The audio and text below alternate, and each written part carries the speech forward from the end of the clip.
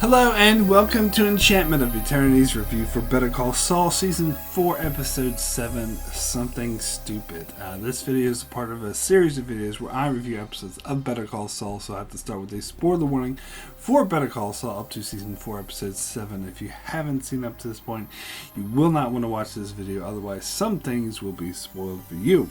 So this latest episode, I've talked before about how when episodes of Better Call Saul end, I'll be like, no! It's too soon, don't end, I want to see more. And usually that's the case where each episode is a cog in the machine. With this episode in particular, I think it was even worse because there was a lot of good setup, a lot of interesting things in this episode, but it didn't really feel like a complete episode, even more so than some of these other episodes. In fact, I would say this is kind of felt like half of a story, so this is kind of like, I'm thinking it's probably going to be like part 1 of 2, and next week's episode is going to tell the second half of the story that started to be told here. So I almost feel like I shouldn't even review it until I see the second half, because I feel like I only have half the picture right here. But I'm not saying that it's a bad thing. I'm not saying, oh, this episode sucked because it didn't tell a complete story, because not every episode has to. Shows like this, you look at it as a season as a whole, and I think this is good setup leading into some great storytelling, so that's not a bad thing at all. It just makes it a bit difficult to review this episode as its own piece, if you know what I'm saying. But there's definitely some good things here. Anyway, let's start with the big, huge thing I was so delighted about this episode is there was a time jump, and I've been saying for ever that they need to do a significant time jump. And when I saw the preview for this episode, it looked to me like they were doing a time jump. I almost mentioned in my last week's review, but I didn't want to get my hopes up because maybe I was wrong. Maybe it wasn't a time jump, but it was, in fact, a significant time jump. But in this season in particular, I thought really needed it. And I think this was the perfect place in the story to put the time jump, because the thing is, you have Jimmy has this PPD or whatever where he can't practice law for a year. And so I was really hoping they would jump through most of that, because I didn't want the entire season, I didn't want them to drag this out way too long. Because, quite frankly, even though I love seasons 2 and 3 and I love the slow pace, I think sometimes as far as the passage of time was a bit slow. They focused too much on one particular moment where I think they could have benefited from more time jumps. So I was desperately hoping, and because of the past seasons, I thought maybe they wouldn't do it and they would just dwell on Jimmy, not being a lawyer for too long. Although I think they will for the entire season 4. I think that was kind of the point of season 4, but I don't have an issue with that, because they sort of jumped towards, in this episode, they jumped towards the end of that, period where he's not allowed to be a lawyer. And also the thing with Gus and Hector, Gus has come to a place where he's sort of building his empire in the background, so we kind of need to jump through that as well.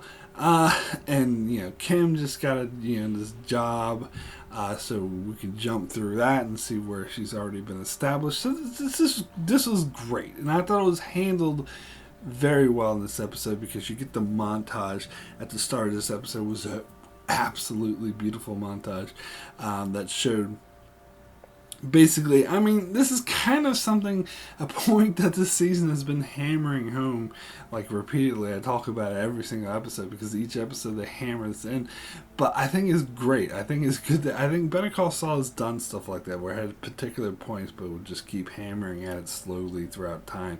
I actually love that. I think it really works. In this case, of course, I'm referring to the death or the dying relationship that Jimmy and Kim are in, and how they were slowly drifting apart. And I think that montage was the perfect embodiment of that, and it showed how their relationship is sort of starting, to drift apart as the months pass, because I love the split screen montage. You see Kim on one side and Jimmy on the other. It was absolutely beautiful. And how, Jimmy's doing his whole selling the phones things. Apparently he's going by Saul Goodman now. And a name that I'm sure will stick. But and Kim is like setting up her Mercer Verde, her lawyering bank division of that firm. So that's so she's being all legitimate and doing things by the book, while Jimmy is being all shady. So it's showing the contrast of the two and how their lives are drifting in two separate directions. And then of course it ends. I love that they had a split screen at the end where really it was just one shot of Kim and Jimmy lying in bed, but they still had that little line down the middle. That was a very artistic. I did love that, because it was showing it as if it was a split screen when really it wasn't. But then they fade out on Kim and then show Jimmy waking up. Yeah, I love that. That was absolutely great.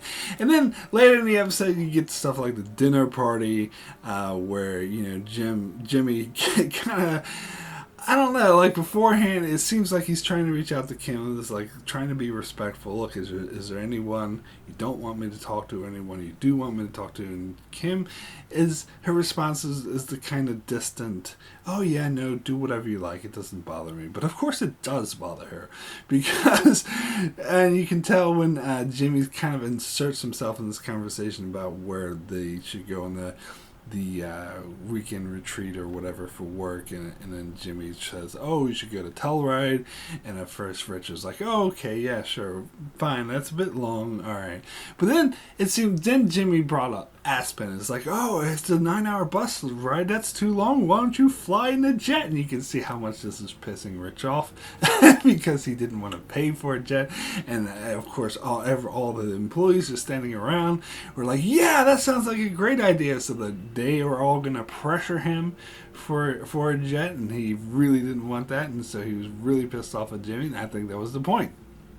I think the whole point of that was for Jimmy to piss off Rich, because he doesn't particularly like him, and just to be a dick and put him in an impossible situation. And obviously Kim was upset by this. She noticed this, but again, she didn't say anything, because they're not really speaking to each other. And I love it how they're just on the car ride home, they just wouldn't talk to each other. Jimmy put on music, which I noticed is The Breeders. I recognize that song anyway. Yeah, so that again is showing how decaying their relationship is. But moving on to Jimmy, we get the scene of him with Huel. Now it seems like Huel is fully his sidekick now, that does seem like kind of a really abrupt start, because we just saw him briefly at the end of last episode when he was like batting things, the pinatas around with the bat. You figure, because we have seen Huel, of course, in the previous season where Jimmy used him to take down Chuck at the trial, but that was their only interaction until last week's episode with the pinatas, and you figure that he called the vet guy to get Huel, because that's how he got him in the first place. But it seemed, I guess he sort of hired, from the pinata thing, he hired him long term as his bodyguard while he was doing the cell phone things, just so he didn't get robbed by punk kids anymore, which makes sense. But yeah, it seems like that this is because we know that Huel is his bodyguard in Breaking Bad, so it seems like this pairing will stick. And they're now together now, Huel and Jimmy. And show-wise, that did seem kind of fast, but if you think about it, there's been the time jump of 8 months, I believe, pretty much established. I think there was a line of dollars. It suggested it was around that amount of time. But yeah, a long time. So I guess that kind of makes sense. But anyway, so we see Jimmy showing Huel around the new office, his lawyer office, and he's like, what do you think? And it's like, what would you do? And he's like, if I were a lawyer, I'd have a high rise. I was like, that was just really funny. But we know that's not the office that Jimmy's going to get when he becomes Saul Goodman. He becomes a lawyer again. We know it's going to be at a strip mall. It's going to have like the Constitution plastered all over the walls. It's going to look a bit more cheesy. And the waiting room is going to, have like this glass barrier to sit behind, and it's going to be like a very sort of daunting place. So not the welcoming, oh, here's a fireplace, here's a little snack bar where people can get snacks like he was showing in this episode. It's going to be a lot more sort of gritty than that. So we know something's going to happen to change it. So, yeah. I mean, we still don't know if that he'll go immediately into that when his PPD is up, if he'll immediately become Saul Goodman, we know. I'm thinking, I would bet he would be, but maybe not. I don't know. We'll see. But anyway, then we get into sort of the plot of the episode, which actually leads into the next episode where Jimmy's confronted by an undercover cop. He doesn't like what he's doing. And Jimmy's like, hey, I have permits. It's all legal. But then Huel gets the wrong idea because you see him coming back from getting food and he's listening to his headphones, so he doesn't really hear what's going on. He just sees some guy yelling at Jimmy, so just smacks him in the face, on the head with the bag of sandwiches. But then Jimmy's like, take the headphones off. He's a cop. And of course, it turns out that it was the same police officer who arrested him 3 years ago for pickpocketing. So he's trying to play it off like it was a personal grudge, where it's beyond obvious that Huel just didn't realize that it was a police officer. And so it's interesting. We see Jimmy in court with him, and Huel's just like, look, I'm not going back to jail. I'm going to run if I'm not doing 18 months or whatever. And Jimmy's like, look, he's trying to convince him, please don't run, please don't run. He's like, look, I'll make this go away. Like, that was the only thing that was going to stop him from running. But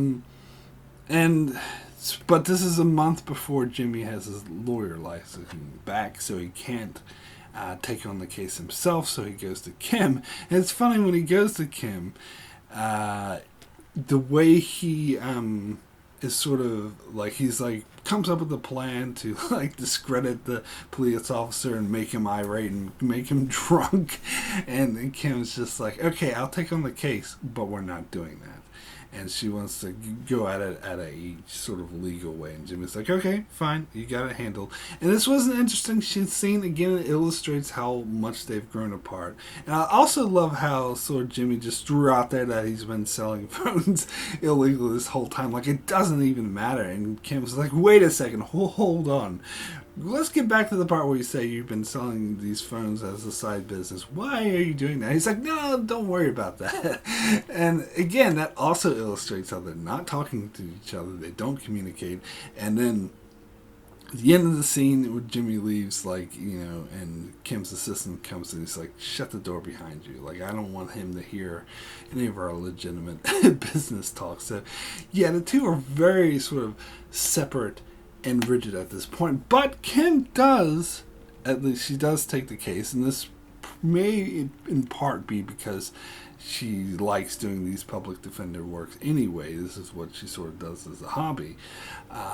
So we see her go to a prosecutor, and I was kind of disappointed it wasn't that one dude we see repeatedly who always goes, petty with the prior. I love that guy. But I suppose they didn't have that guy because he's a bit of a pushover, and Kim would know how to manipulate him very easily. So they have someone who's a bit tougher, and so Kim tries to sort of talk to her and be like, look, he didn't, it was a mistake. He obviously didn't realize this cop. And this other lawyer is being incredibly unreasonable. And Kim even points out, look, you're being inconsistent with your prior, and it shows the kind of lawyer she is, that she looked up all of her history in the back work, and you've let off people lighter for doing worse than what he did. And she's like, no. So it does make me wonder why she's being unreasonable. If she has a grudge against Huel, if maybe she's friends with this particular police officer and so is doing him a favor by going after Huel be like much more strict, or I don't know if there's anything in particular. It'd be interesting to see. But anyway, yeah, you can tell like Kim, before it wasn't personal for her, but I think after that conversation it was. You could tell that she was getting really pissed off with how unreasonable the prosecutor was being. And then, of course, the prosecutor referred to Jimmy as a scumbag ex-lawyer, which you could tell like really pissed her off. Now, again, because this episode ended so abruptly, sort of gave us half the story, I'm still not completely sure what her take on that was. I think it might be half and half, because I'm wondering if she was just pissed off. How dare you call Jimmy, I know he's a good guy, how dare you call him a scumbag ex-lawyer. But on the other side of it, maybe that's convincing her, and maybe he is a scumbag ex-lawyer. Maybe I shouldn't be with him, and he has this kind of reputation of being a scumbag. Maybe he earned that reputation. After all, he's going out and selling all these cell phones out in shady ways. I think maybe it was a mix. I think Kim might have had that dueling sort of takeaway from that. That part of her is thinking, how dare you speak to Jimmy, he's a good guy. Or, on the other hand, maybe he is a scumbag, and maybe that's a conflicting thing we'll see going forward, or maybe not. I could be completely wrong about this, because as I said, I'm still not entirely sure. I need to see the next episode to see what her sort of takeaway is with that. But it is interesting, and so she goes to Jimmy and says, look, there's no possible way I can avoid jail time. It's kind of what she said to our client in the previous episode as well, and convinced her not, because her client wanted to run away, convinced her not to run away, but it's like, look, you have to do jail time, there's no getting around this, but it's better than running away. So she tries the same approach with Huel, and goes to Jimmy, and Jimmy's like, okay, sure, whatever. And she could tell that Jimmy's up to something. And when Jimmy's leaving, it's like, what are you gonna do? What are you gonna do? You up to something? He's like, no, I'm not up to something. But she knows that he is. And so you see her driving over to Huel's house, but then she turns around, goes to like a craft store or whatever, buys a lot of markers and pens and crowns and all this sort of things. And she gets an idea, and so she calls Jimmy, and she's like, look, whatever you're doing, stop. I got an idea. And then the episode ends, so I have no idea what that idea is. And I was like, oh, how can you end the episode there? How dare you? But it is interesting that I did like how she called Jimmy and was like, stop what you're doing, because she knew he was up to something, even though he insisted that he wasn't. So this is what got me think, and the fact that she came up with this idea does show that she cares about enough. So this is actually almost a strengthening of the Jimmy and Kim relationship, kind of in a way, I think, that she is willing to sort of stick up for him. But in another way, it's not, she might not necessarily be doing it for him. She may be doing it more because that other prosecutor pissed her off, and to get back at her, and more for just serving her client, which in this case is Huel. But I think, and she knows Jimmy enough to know that he'd be doing something scummy. So it'd be interesting, because there's a lot of speculation as this is going to lead to the big split with Jimmy and Kim. And I think if you look at the story progression of this season as a whole, I think this is definitely where it's heading towards. Like, if they don't end the season with them splitting up, or at least something big happening between the two of them, then I would be a bit disappointed. So there's been speculation that this case in particular will be the big breaking point for the relationship, which I think so. But I'm not so sure it's going to be in regard, like, because I heard some speculation that Kim is going to lose her job, that this is going to backfire on her in the worst possible way. I don't necessarily think that's going to be the case. I don't really think that's going to happen. I think it's more going to be, I think they're actually going to be triumphant. I mean, we know that Huel's not in jail, because he's still around Breaking Bad times. I mean, it's possible he could serve some sentence and then be out by the time Breaking Bad starts, but we know that he's not doing the 18 months or whatever they're saying he's going to do in this episode. So we know that they're going to be triumphant in some regard. So I think it's possible that they succeed here, but Kim has to stoop to some lows. And it's not necessarily that she's going to get caught and lose her license or anything like that, but it could be more of it's her breaking point where she realizes has to move beyond stooping to these lows and wants to become the legitimate lawyer who fights for the little guy on her free time. And this stuff with Jimmy is just distracting, and so she wants to move beyond that, and she's going to leave Jimmy. That would be my bet. Now, as it is interesting because we've seen in previous seasons that Kim was enticed by the whole con game that Jimmy did, like they pulled the whole Giselle con and stuff like that. And when Jimmy brought up the plan to like discredit the cop by making him drink or whatever, I almost thought that Kim was going to be on board, because I thought that might entice her, that side of her that made her want to do those cons. But I think that side of her definitely showed off towards the end of the episode, whatever the hell her plan is. I still don't know. But whatever, she's buying all this writing material. But I think that's a side of her that she was moving past. And even, as I said, so I think there's going to be this one last big thing where, they're able to get Huel off. But I think that's going to be it for her. I think it's not going to entice her more into that lifestyle. It's going to be like, it's going to show the pitfalls of that lifestyle, and she's going to have to leave Jimmy to get over it. Just my guess. I could be completely wrong. But anyway. Let's move on and let's talk about Mike's underground adventure. So, another benefit with the time jump, as I said, is they set up this thing in the previous episode where they hired these Germans to come and build the super lab underneath the little factory that we see in Breaking Bad. And they say it's going to be a really long job. So, again, good use of a time jump. Instead of showing us this tedious, boring job, they skip through most of it, and they show that I think this is the storyline they mentioned. It was 8 months, but anyway, they said that if they were supposed to be done by now, and they're barely halfway through. So it's going a lot slower. And of course, as I said in the previous episode, they were definitely setting up for something with this asshole guy named Kai who's just being a dick. And and it hasn't gotten to a breaking point yet, but you can see Mike is getting worse with him. And Mike even goes to the guy and like, look, how will you be able to do this job without Kai? What if we just send Kai back to Germany? And he's like, no, actually I can't. I need him. He's my top demolition guy. We can't. I would hurt the project too much. So the guy instead suggests some R&R in order to get them to relax, because they've been cooped up in that little thing for far too long. And so Mike's like, okay, R&R. It does make me wonder what he's going to come up with, how this is going to happen. I don't necessarily think that this automatically means that Kai's going to become a huge asshole. Mike's going to have to kill him or anything like that.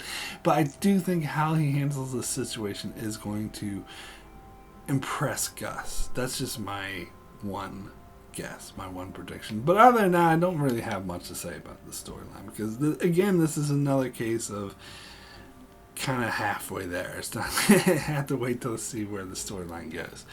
Anyway, so let's talk about Gus, because we did get a really great scene in this episode with Gus and Hector's doctor, because we get the scene at the start with Hector where he's pushing his finger down, and this is again nice foreshadowing, good preamble about the belt, because he puts his finger down to indicate yes or no, and of course we know in the future they'll give him a bell for him to do that, and that's how he was introduced into the show in the first place. He was known as the bell guy, really. Anyway, so we see, the doctor working with him to do that, to indicate when he puts his finger down it's yes, if he doesn't it's no. And then we see him flip a cup onto the floor, so a woman has to pick it up so you can get a good look at her, and he's got that swarmy sort of look on his face. And then it's interesting, we go to the doctor talking to Gus about it, and talking to Gus about his progress, and he's like, the question you want to know is he still him? And he's like, I'm sorry, I can't really tell you. So it seems obvious that's the thing Gus is most concerned about. He wants to make sure Hector's all still there in his head, that he's not become a vegetable or anything like that, that he is still him, but just sort of trapped in the body. But Gus wants to make sure that's the case, but when he sees that video of him flipping the cup over, he's like, yes, that is Hector. Hector is definitely still there. So then Gus jumps to it immediately. Doctor, thank you so much for your services, but I think we can take it from here. Go back to, this huge clinic I built for you, and we'll just have the second grade doctors take care of him from now on. And she's like, whoa, if I stay, though, we can get him walking, we can get him talking. Gus is like, that's so good. That's okay. Don't worry about it. I love that. That was amazing, because this is a good revelation, because it shows that the paralyzed state that we see Hector in Breaking Bad, where he's in a wheelchair, has to ring a bell to communicate, that was forced on him by Gus. That Gus actually could have healed him completely. Could have had him walking, could have had him talking, could have had him being normal.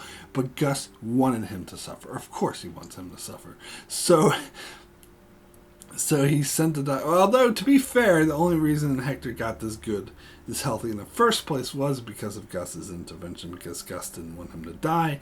He didn't want him to be a vegetable. He wanted to make sure Hector was all there so he could suffer. And so, as soon as he found out that Hector was all there, he said, okay, let's put a stop to it, because this is perfect. He's paralyzed. This is humiliating for him. He has to communicate with the bell. I'm going to force him to live like this, and he's going to have to live with it. And that's so Gus, and it's such a great scene. Now, this is almost the case where, like, this relationship between Gus and Hector, I would say, is the thing in the show that most, I think, you're losing something if you haven't seen Breaking Bad. Because a lot of this show, I think you don't really need to see Breaking Bad. It's a nice bonus, a nice extra, some callbacks or whatever if you have, but it's not necessary for the plot of this show to have seen Breaking Bad. This is the one exception I would say to that. The relationship between Gus and Hector. And in particular, like, there's the backstory of Gus and Hector that was shown in Breaking Bad, where Hector is ordered by the big cartel boss to kill Gus's mentor. Protege. He was the mentor. Protege. He was like, he thought of him as his son.